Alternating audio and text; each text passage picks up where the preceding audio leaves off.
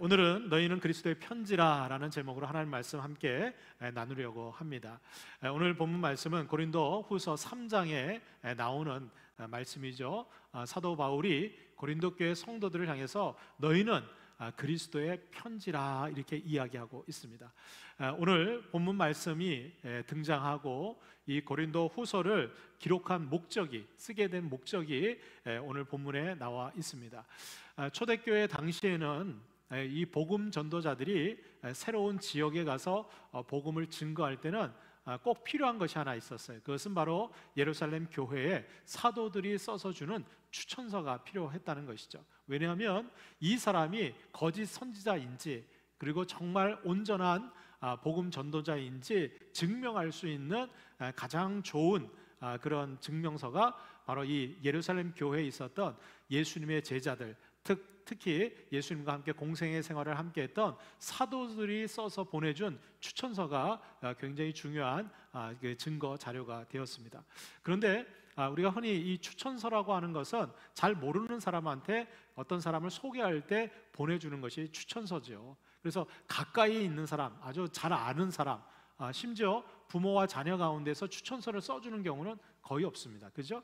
만약에 어떤 자녀가 부모에게 뭐 추천서를 써달라, 아니면 다른 데서 추천서를 받아오라 이렇게 이야기하면 그건 굉장히 무례하고 또 그거는 상식 밖의 일일 것입니다. 그런데 이 일이 여러분들 고린도 교회에 나타나게 되었어요. 왜 오늘 사도 바울이 고린도 후서를 쓰게 되었느냐? 이 고린도 교회 성도들 가운데서 일단의 사람들이 사도 바울에게 사람을 보내서 당신도 이 예루살렘 교회 사도들이 쓴 추천서를 우리에게 제출해 주십시오 요구를 했던 거예요. 왜 이러한 일이 발생했느냐? 여러분들 이 고린도 교회는 어떤 교회입니까? 사도 바울이 고린도 지역, 지금 마게도니아에 있었던 그 고린도 교회 지역을 사도 바울이 복음을 전파를 해서 그 사도 바울이 전한 복음을 믿음으로 받아들이고 그래서 교회가 생겨지게 됐는데 그 교회가 바로 고린도 교회였습니다. 그러니까 어떤 의미에서 보면 이 고린도 교회의 성도들과 교인들은 바로 사도 바울이 자신에게 복음을 전해줬던 복음 전도자였어요. 또 고린도전서 후서에 보면 사도 바울은 이 고린도 교회를 얼마나 사랑했는지, 내가 세상에 1만 스승이 있지만 나는 너희들의 스승이 아니라 너희들의 아비다. 그래서 영적인 아비와 같은 존재로 사도 바울은 이 고린도 교회 성도들을 자녀와 같이, 영적인 자녀와 같이 사랑하고 그리고 마음으로 낳은 그런 복음의 자녀들이었습니다. 그런데 이 고린도 교회에 일단의 율법주의자들과 이 예루살렘으로부터 유대인들이 이 고린도 교회에 방문하게 돼요. 그러면서 이들은 우리는 예루살렘 교회의 사도들이 쓴 추천서를 가지고 있다라고 얘기하면서 너희들에게 복음을 전해줬던 사도 바울은 진정한 사도가 아니라는 거예요. 그도 그럴 것이, 여러분들 사도 바울은 예수님이 살아생전에 공생의 생활을 할 때는 제자와 같이 예수님과 함께 생활을 했던 사도가 아니었어요. 여러분들 사도 바울은 어떻게 부름을 받게 되었습니까? 예수님이 부활하시고 난 이후에 다메섹 도상으로 그리스도인들을 붙잡으러 가다가 그곳에서 부활하신 주님을 만나고 이방인의 사도로서 사명을 받은 사람이 사도 바울이었어요. 그래서 사도 바울은 자신은 유대인이 아니라 이방 지역, 그 당시 소아시아 지역과 또 멀리 유럽이었던 마게도니아 지역을 다니면서 전도 여행을 하면서 복음 전도자로 헌신했던 사람이 사도 바울이었어요. 그래서 사도 바울은 특별히 이 예루살렘 교회 사도들하고 그렇게 깊은 교제나 친교가 없었기 때문에 이 사도 바울은 예수 그리스도의 복음만 들고 증거했던 복음 전도자가 사도 바울이었어요. 그런데 이 고린도 교회 성도들 가운데 이 예루살렘 교회에서 온 율법주의자들, 이 유대인들에 의해서 자신들의 믿음이 흔들리기 시작하는 거예요. 자, 얘기를 들어보니까 사도 바울은 진짜 사도가 아니고 진짜 예수님의 제자 사도들은 예루살렘 교회에 있다는 거예요. 그리고 그 사도들이 추천서를 써서 보낸 복음 전도자가 우리라는 거예요. 그래서 이 유대인들은 고린도 교회 성도들에게 뭐라고 얘기했느냐? 사도 바울이 전한 복음만으로 구원받는 것이 아니라 너희들은 율법도 지켜야 된다라고 하면서 여러 가지 율법을 고린도 교회 성도들에게 제시하기 시작했어요. 그러다 보니까 이 고린도 교회 성도들이 믿음이 흔들리고 정말 그런가? 사도들이 얘기하는 것이 맞는가 이렇게 여기면서 사도 바울에게 당신도 정말 우리에게 전한 복음이 확실하다면 당신도 예루살렘 교회 사도들이 보내준 그러한 추천서를 우리에게 제출해 주십시오 이렇게 요구한 거예요. 여러분들 이 요구를 받았을 때 사도 바울의 심정이 어떠했을까요? 이게 쉽게 생각해 보면 제가 이 말씀을 묵상하다 그런 생각이 들었어요. 저에게 자녀가 셋이 있는데 어느 날 우리 아이들이 저를 찾아가죠. 아버지가 우리의 아버지가 된다라는 사실 그걸 증거할 수 있도록 다른 사람으로부터 증명서나 추천서를 좀 받아오십시오. 이걸 요구했다고 생각해 보세요. 여러분들 제 마음이 어떻겠어요? 예? 야, 내가 너희를 어떻게 낳아서 어떻게 길렀는데 이럴 수가 있냐. 아마 저는 큰 상처와 또 실망감이 있을 거예요. 근데 사도 바울이 바로 그런 지금 상황에 처해진 거예요. 자기가 해산의 수고로 복음의 자녀들로 이 고린도 교회 성도들을 양육하고 그렇게 길러냈는데 이들이 지금 사도 바울이 당신이 사도됨을 확인할 수 있는 추천서를 요구하고 있으니 사도 바울의 마음이 어떻겠어요? 그런데 오늘 사도 바울은 내가 예루살렘 교회에 있는 사도들의 추천서는 나는 없다. 그러나 그 사도들의 추천서하고 비교할 수 없는 탁월한 하나님의 추천서가 있다는 거예요. 그게 바로 누구다? 바로 고린도 교회 성도 여러분들이 바로 하나님께서 그리스도의 편지로 나를 통해서 우리 복음 전도자들을 통해서 쓰신 그리스도의 편지가 바로 여러분들입니다. 여러분들이 바로 하나님 앞에서 나의 추천서이고 나의 증거가 되어진다는 거예요. 그러면서 사도 바울은 우리 모든 믿는 그리스도인들이 얼마나 탁월한 하나님의 추천서가 되고 하나님께서 세상에 보내시는 그리스도의 서신이 되는지 편지가 되는지 그 이야기를 오늘 이 고린도 후서 3장에서 기록하고 있다는 거예요. 그래서 사도 바울은 자신에게 큰 실망과 상처를 준 이 고린도 교회 성도들을 다시 내가 해산하는 수고를 낳는다라고 하는 마음으로 이 고린도 교회 성도들에게 편지를 보내게 됩니다. 그 편지가 바로 이 고린도 후서예요.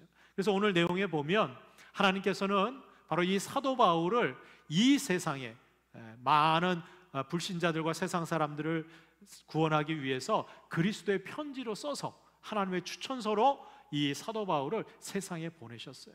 그리고 이 사도 바울을 통해서 그리스도의 편지를 읽은 이 고린도 교회 성도들은 어떻게 해요?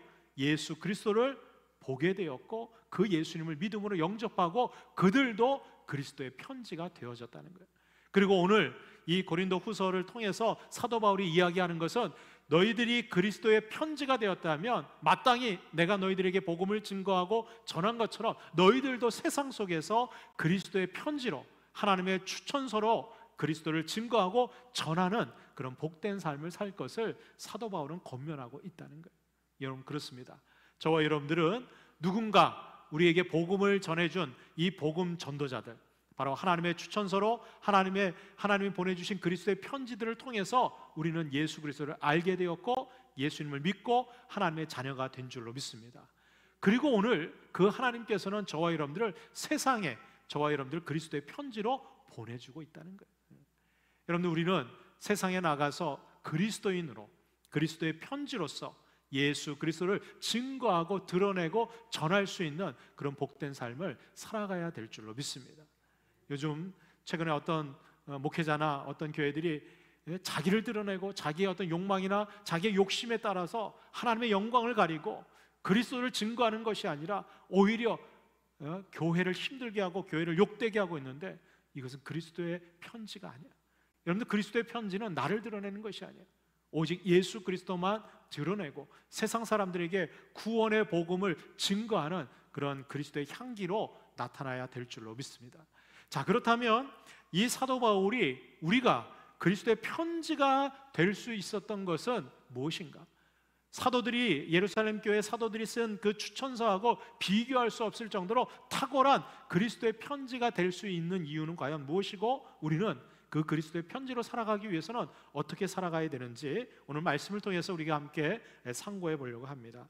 첫 번째로 여러분들 그리스도의 편지는 먹이 아닌 성령으로 쓰여졌다는 사실을 우리가 꼭 기억해야 될 줄로 믿습니다. 여러분 오늘 3절 말씀에 보면 사도 바울은 너희는 우리로 말미암아 나타난 그리스도의 편지다 그랬어요.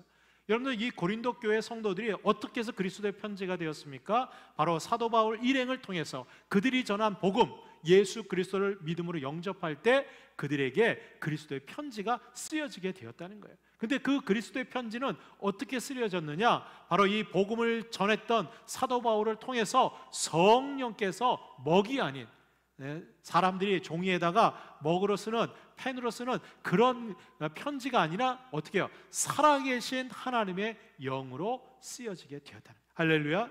그러므로 여러분들, 우리가 하나님의 자녀가 되고 예수 그리스도를 믿음으로 영접할 때 여러분들, 그 구원의 역사는 누가 행하시는 거예요? 성령께서 행하시는 거예요. 여러분들, 성령께서 역사하지 않으면 그 누구도 예수 그리스도를 주로 시인할 수 없다는 사실, 그 누구도 하나님의 자녀로 거듭나고 죄사함의 은혜를 누릴 수가 없다는 거예요. 누가 역사하셔야 돼요? 성령께서 이끄시고 역사하셔서 그 살아계신 하나님의 영이신 성령께서 그리스도를 깨닫게 하고 믿음으로 영접할 수 있는, 우리에게 믿음을 주시는 분도 성령님이시라는 거예요. 그래서 여러분들, 이 성령님께서 저와 여러분들 복음이 증거될 때 성령의 역사가 나타나고 그 성령께서 우리에게 함께 하시는 줄로 믿습니다. 그래서 여러분들, 오늘도 우리가 말씀을 들을 때 여러분들, 그 그리스도의 편지로 우리의 그 영이 충만하기 위해서는 성령으로 충만해야 돼요. 성령이 역사하셔야지만 우리가 세상에서 그리스도의 편지로 살아갈 수 있는 능력이 주어지게 된다는 거예요. 작년인가요? 그 가수, 아주 유명하죠. 우리 발라드의 황태자라고 불려지는 조성모 집사님이 있더라고요. 이 조성모 집사님이 데뷔 20주년을 기념해서 첫 CCM 앨범 땡스라고 하는 그런 앨범을 발표를 했어요. 알고 보니까 이 가수 조성모 집사님은 청소년 시기부터 신앙생활을 아주 착실하게 해왔고, 자기가 가수가 돼서 활동하는 동안에도 마음속에 늘 내가 그리스도인으로서 세상에 그냥 인기 가수나 유명하고 또 많은 부를 누리는 성공하는 가수가 아니라 하나님을 증거하고 하나님을 전할 수 있는 그런 그리스도의 삶을 어떻게 하면 살 수 있을까 늘 고민하는 마음이 있었다는 거예요. 그리고 자기 마음속에 성령께서 늘 감동을 주시는데, 이제 데뷔 20주년이 되면서 내가 어떻게 하나님을 드러내고 전할 수 있을까, 그런 마음을 하다가 성령께서 감동을 주셨어요. 어떤 감동을 주셨느냐, 이 데뷔 20주년 기념으로 자신의 어떤 기념 앨범을 만드는 것이 아니라 하나님을 찬양하고 하나님 앞에 하나님의 은혜를 감사하는 이 CCM 앨범을 만들어서 하나님의 영광을 드러내고, 또 아직 하나님을 알지 못하는 세상 많은 사람들에게 이 앨범을 통해서 자신이 그리스도의 편지가 되어져서 그리스도를 증거하고 전할 수 있으면 좋겠다라고 하는 성령의 감동이 있었다는 거예요. 그래서 보통 유명한 가수나 이런 사람들은 자기 20주년 기념이 되면 그동안 히트했던 자기 노래라든가 그런 앨범들을 만들고 자선 공연이나 이런 공연을 통해서 기념을 하게 되는데, 이 조성모 집사님은 자신이 지금까지 가수 생활하고 이렇게 큰 인기와 성공할 수 있었던 것은 하나님의 은혜라, 그 은혜에 감사하는 마음으로 CCM 앨범을 만들어서 전했다는 거예요. 그래서 이 CCM 그 음반 발매 기념 예배를 드리고 그 기자하고 간담회에서 이렇게 고백을 했어요. 그리스도의 편지로 세상 사람들에게 다가가고 싶습니다. 이제는 그냥 대중가요로 사람들에게 그냥 즐거움을 주는 그런 노래를 전하는 가수가 아니라 이 CCM 가사를 통해서 그리스도를 증거하고 전할 수 있는 그런 축복의 통로가 됐으면 좋겠습니다. 그런 고백을 했다는 거예요. 여러분들, 이것이 가능한 이유가 뭡니까? 그 안에 성령께서 역사하시기 때문이라는 거예요. 여러분들, 우리의 심령 가운데도 성령께서 함께하고 계신 줄로 믿습니다. 그래서 여러분들, 우리가 세상에서 그리스도의 편지로 살아가려면 날마다 우리는 어떻게 해요? 성령의 충만함을 누리고 살아가야 돼요. 내 욕망, 내 계획, 내 뜻이 아니라 내 안에 계시는 성령님 앞에 온전히 순종하고 그 성령님께 나 자신을 의지하고 맡길 때 그 성령께서 저와 여러분들을 세상에서 그리스도를 증거하고 나타내는 그런 편지가 될 수 있도록 인도해 주실 줄로 믿습니다. 고린도전서 6장 19절로 20절에 보면 사도 바울이 이렇게 얘기하죠. 너희 몸은 너희가 하나님께로부터 받은 바 너희 가운데 계신 성령의 전인 줄을 알지 못하느냐. 그래서 사도 바울이 얘기하는 거예요. 우리의 몸은 성령이 거하시는 성전이라는 거예요. 그래서 너희는 너희의 자신의 것이 아니라 값으로 산 것이 되었으니 그런즉 너희 몸으로 하나님께 영광을 돌리라. 할렐루야. 여러분들 내 몸은 내 것이 아니에요. 내 인생 내 것이 아니에요. 내 인생은 하나님께서 값으로 예수 그리스도의 생명의 값을 지불하시고 성령께서 우리 가운데 역사하셔서 우리를 하나님의 자녀로 사셨다는 거예요. 그래서 우리는 하나님의 양자가 된 거예요. 그러므로 우리의 모든 삶은 하나님의 것인 줄로 믿습니다. 그래서 여러분들 우리는 세상에 살아갈 때 내 인생 내 멋대로 살아가서는 안 돼요. 자기 욕망으로 여러분들 세상에 물론 우리가 정치나 사회나 이런 데 관심 갖고 우리가 해야 할 말들 해야 되지만 우리의 신분과 직분을 우리가 망각해서는 안 돼요. 우리는 하나님의 것이에요. 하나님의 영광을 드러내야 되고 교회를 위해서 여러분 나 자신을 희생하고 버릴 수도 있어야 돼요. 근데 자신을 위해서 교회를 이용하거나 자신의 욕망을 위해서 하나님의 이름을 팔아서는 안 된다는 거예요. 여러분 우리는 하나님의 것이에요. 저와 여러분들이 성령 충만하게 세상에서 살아갈 때 여러분들 우리가 거하는 우리의 몸이 성전이 되는 줄로 믿습니다. 우리 가정이 성전이 될 줄로 믿습니다.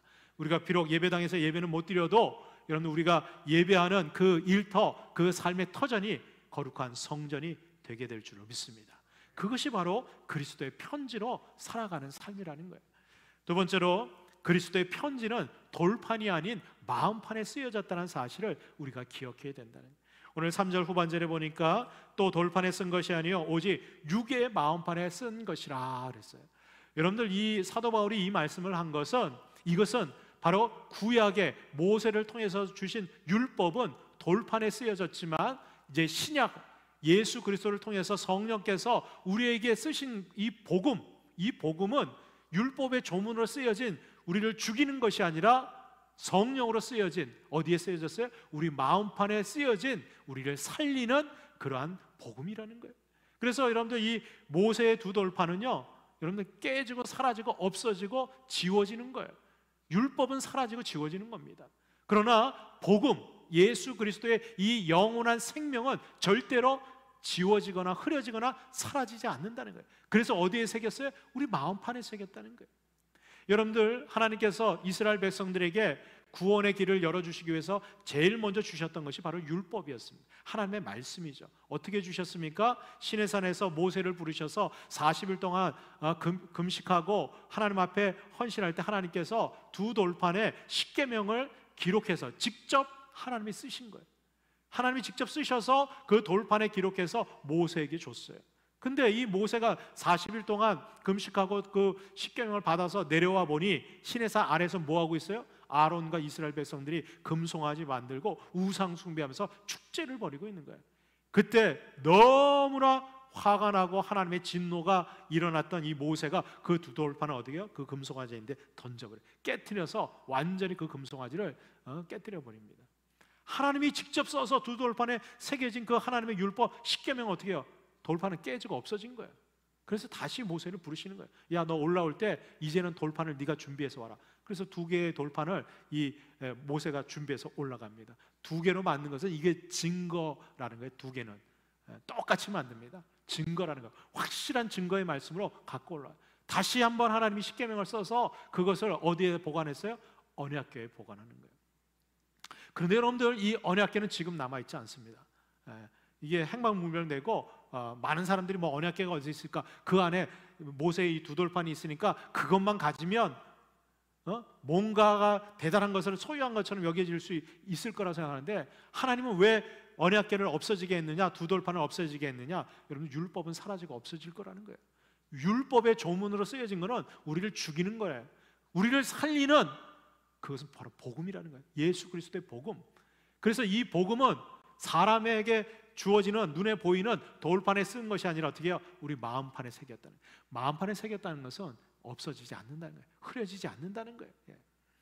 여러분 신명기 4장 9절에 보면 이 모세가 이제 광야에서 40년 생활을 마치고 이 출애굽했던 모든 세대는 다 죽게 됩니다. 여호수아 갈렙을 제외하고는 다 죽게 돼요. 모세도 120세가 되어서 이 광야에서 죽게 됩니다.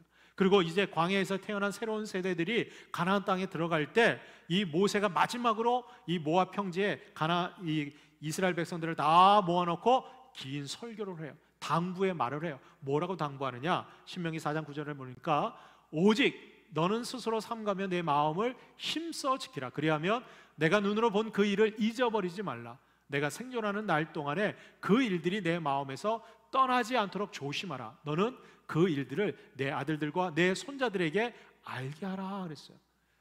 여러분들, 이 모세가 이 가나안 땅을 정복해서 들어가야 될 새로운 세대들에게 당부하고 있는 첫 번째 말씀이 뭐냐? 너희는 스스로 상고하면 내 마음을 지키라는 거예요. 근데 여러분들, 이 말은 좀 이상하지 않아요? 지금 모세가 이스라엘 백성들, 이 새로운 세대들에게 너희들 말씀을 지키고 따르려면 지금 저기 있는 언약궤에 있는 그 돌판에 있는 그 십계명에 있는 내가 시내산에서 받아온 그 말씀을 너희들 꼭 지키고 행하라, 이렇게 말해야죠. 눈에 보이는 언약궤가 있고 돌판이 있는데, 그런데 그렇게 얘기하지 않아요. 뭐라고 얘기하냐? 너희들은 삶과 스스로 내 마음을 지키라 이거예요. 왜? 하나님의 말씀은 우리 마음판에 새겨야 된다는 거예요. 저 돌판은 그러면 눈에 보이지 않고 언약궤 없어지면 우리의 믿음과 말씀은 다 사라지는 거예요. 하나님은 그렇게 기록하지 않는 거예요. 우리 마음판에 새기라는 거예요. 뭘 기록하고 기억하라는 거예요? 너희들 40년 광야 생활 동안에 너희들이 직접 눈으로 봤던 거, 그거를 어떻게 해요? 잊어버리지 말라는 거예요. 마음판에 새기라는 거예요. 뭘 봤어요? 여러분들, 이 광야에서 태어난 40년 동안 지낸 이 세대들은 매일같이 아침에 눈을 뜨면 뭐 봐요? 구름기둥 보는 거예요. 밤마다 뭐 봐요? 불기둥 보는 거예요. 40년 동안 내내 그거 보는 거예요. 불기둥, 구름기둥. 매일 아침마다 뭘 보는 거예요? 하늘에서 내려주는 만나를 보는 거예요. 그거 갖고 우리가 40년 동안 먹고 지내오지 않았냐? 반석에서 물 낸 거, 그거 봤던 거 아니에요? 그들이 뭘 봤어요? 40년 동안 자신들의 의복이 헤어지지 않고 하나님의 은혜로 살 수 있었던 거, 이 모든 것이 하나님의 은혜. 자기들이 직접 눈으로 본 거, 그거 잊지 말라는 거예요. 그걸 어디에 새기라는 거예요? 마음판에 새겨서 마음을 지키라는 거예요. 왜? 여러분, 우리의 생명이 마음에서 나오기 때문에. 마음 지키는 것이 여러분들 너무너무 중요하기 때문에. 근데 여러분들, 세상에서 우리가 그리스도의 편지로 살아가려면요, 이 마음 지키는 게 쉽지 않아요. 한순간에요, 눈에 보이는 물질 때문에, 돈 때문에 우리 마음 확 뺏겨버려요. 눈에 보이는 사람들 때문에 내 마음도 뺏겨버려요. 지금 사회에서 보여지는 권력 때문에 내 마음도 다 뺏기는 거예요. 어떻게 하면 우리 마음을 지키고 그리스도의 편지로 세상 사람들에게 우리가 그리스도를 증거하고 나타내는 그런 삶을 살 수 있을까요? 다른 일 없어요. 마음을 지키는 것은요, 말씀에 순종하는 얘기밖에 없어요. 그래서 하나님께서 이 말씀을 어디에다? 우리 마음판에 새겨놓으신 거예요. 새겨놓으신. 그래서 우리는 날마다 내 마음에 말씀으로 어떻게 해요? 양식 삼고 묵상하는 거예요. 그래서 여러분들, 매일 큐티가 너무너무 중요한 거예요. 가정에서도 예배 드려야 되고 하나님의 말씀을 들어야 되는 거예요. 하나님의 말씀이 나의 영의 양식으로 삼아야 되는 거예요. 여러분들, 날마다 말씀에 묵상하고 말씀대로 순종하고 살아갈 때 내 마음을 지킬 수 있는 거예요. 시편 119편에도 청년이 우리의 마음을 어떻게 젊은 날에 정욕을 이기고 어떻게 내 삶을 지켜나가고 내 마음을 지킬 수 있냐면, 주의 말씀 외에는 지킬 수 있는 길이 없는 거예요. 여러분, 오늘도 우리가 왜 하나님의 말씀을 듣습니까? 그 말씀을 들을 때 여러분들 귀로 듣고 귀 한쪽 귀로 나가서는 안 돼요. 그 말씀이 어떻게 해요? 내 마음판에 새겨져야 돼요. 레마의 말씀으로 새겨져서 일주일 동안 살아가는 동안에 순간순간 그 말씀대로 내가 살아야지. 그래, 내가 그리스도의 편지인데, 내가 그리스도의 향기를 내야지 저기 더러운 죄의 냄새를 내는 삶을 살아서는 되겠는가? 어떻게 하면 내가 성결하고 구별되는 삶을 살까? 내 행동이나 이 언행이 정말 하나님의 영광을 나타내고 그리스도를 증거하고 전하는 삶인지 말씀에 비춰서 우리가 돌아봐야 되는 거예요. 여러분, 우리가 말씀으로 우리의 마음판을 지키고 새길 때, 여러분, 우리는 그리스도의 편지로 세상에 그리스도를 증거하는 그런 삶을 살게 될 줄로 믿습니다. 마지막 세 번째로, 그리스도의 편지는 스스로가 아닌 하나님이 쓰셨다는 사실을 우리가 기억해야 돼요. 이 말은 여러분, 하나님께서 이 모든 것들을 우리가 어떻게 해요? 지원해 주시고 책임져 주신다는 거예요. 네, 오늘 그 고린도후서 3장 5절 말씀에는, 개역 개정판에는 만족이라고 하는 표현으로 되어 있지만 표준 세번역의 그 내용을 보면 우리가 좀 더 쉽게 이 본문 의미를 우리가 이해할 수가 있어요. 표준 세번역으로 고린도후서 3장 5절 말씀에 보니까, 우리는 이런 일을 할 수 있는 자격이 우리에게서 나왔다고는 생각하지 않습니다. 우리의 자격은 오직 하나님께로부터 나옵니다 그랬어요. 여러분들, 우리 그 개역 개정판에는 우리가 무슨 일에든지 우리에게서 난 것 같이 스스로 만족할 것이 아니니 우리의 만족은 오직 하나님으로부터 나느니라. 그래서 좀 오해할 수 있어요. 이게 자기 만족함이라고 해서 여길 수 있는데, 그 만족이 아니라 여기서 오늘 본문의 뜻은 우리에게 그리스도의 편지가 될 수 있는, 하나님의 자녀가 될 수 있는 자격을 누가 주셨느냐? 하나님이 주셨다는 거예요. 우리 스스로가 구원받고 우리 스스로가 어떤 능력이 있어서, 조건이 있어서 그리스도의 편지가 된 것이 아니라는 거예요.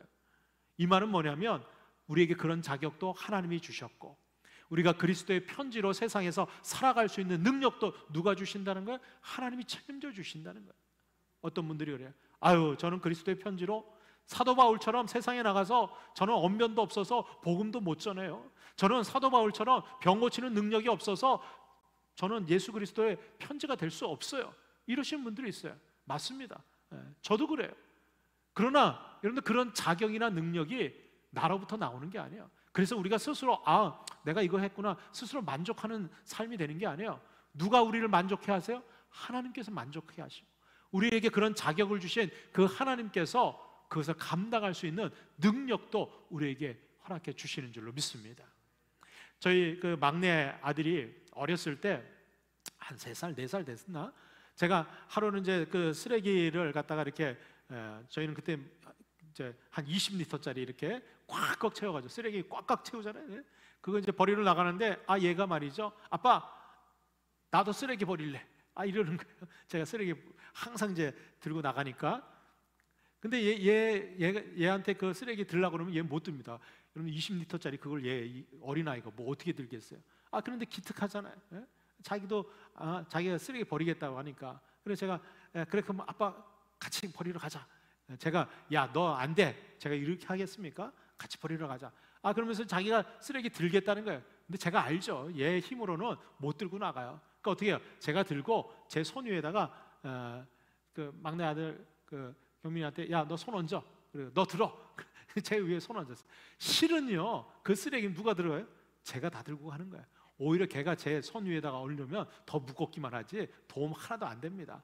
근데 제가 어떻게 해요? 같이 들고 나가는 거예요. 그리고 나가가지고 그 쓰레기, 재활용 쓰레기장 있는 데서 쓰레기 그 통에다 어떻게 해요? 야, 하나 둘 셋 하고 버리자. 그러고 하나 둘 셋 해서 휙 던졌어요. 휙 날아서 딱 떨어졌어요. 그러고 나서 제가 뭐라 그럴게?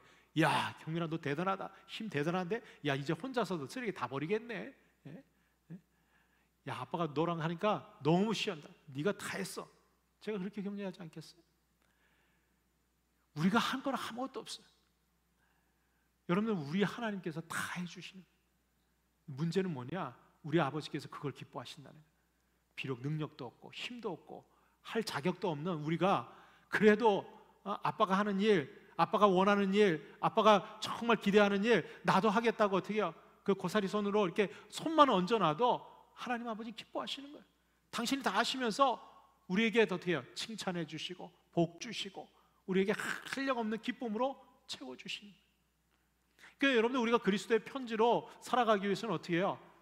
내 힘으로 하는 게 아니다. 하나님께서 주시는 은혜에 우리가 그냥 감사함으로 따라가는 거예요. 여러분들, 사도 바울도 고린도후서 12장 9절에 이렇게 고백해요. 나에게 이르시기를 내 은혜가 내게 족하도다.